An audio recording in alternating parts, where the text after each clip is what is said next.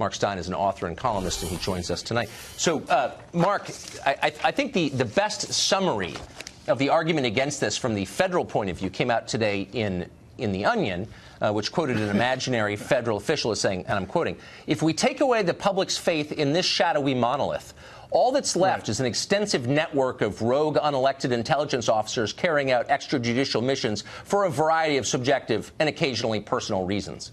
And we wouldn't want that.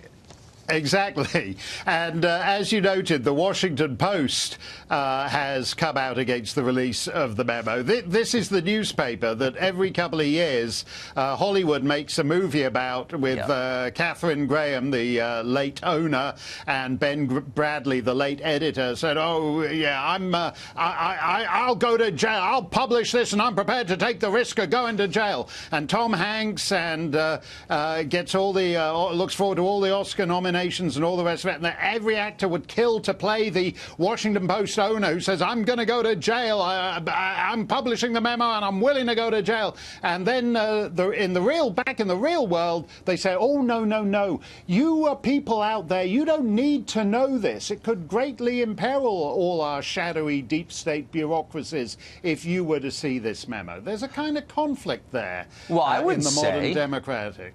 So democracy dies in darkness, but not in this specific case.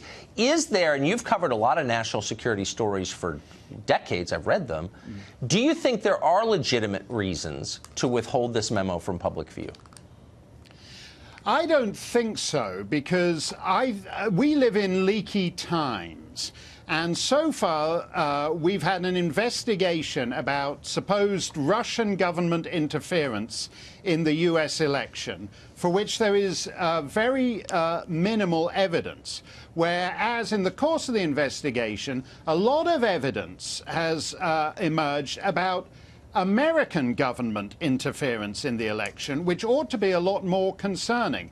And we have seen texts, we've seen emails, reports of meetings, phrases that are prima facie suspicious, such as insurance policy, and the idea that the whole thing is one big massive fruit of the poisonous tree being a memo that was paid for by the Democrats with input from the Russians purely for the purpose of enabling the party in government to spy on its political opponents. That's the scandal. That's why the American people are entitled to see the memo.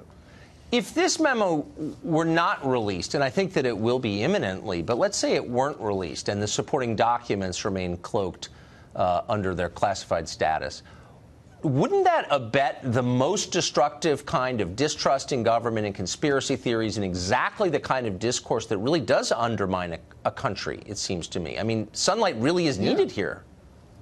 Well, yes. I mean, you look at it. If you were, say, Vladimir Putin, and you wanted to interfere in America's election, what actually serves your purposes more? Trying to find a candidate who will be your stooge, or actually creating conditions where there is a paralyzed relationship between the permanent bureaucracy and the government and massive mistrust of all government institutions. I mean, in effect, the Russia investigation itself is a huge victory for Putin. And I would say one other thing here, too. I would say one other thing here, too, Tucker. This investigation isn't where it ought to be right now. Mueller is on the back foot. The FBI is on the back foot. And Trump is actually teaching a lesson here. If you look at what happened to the Bush administration during that disgraceful Scooter Libby investigation a few years ago, where Bush took the high road and steered clear of it, and it was immensely damaging to him.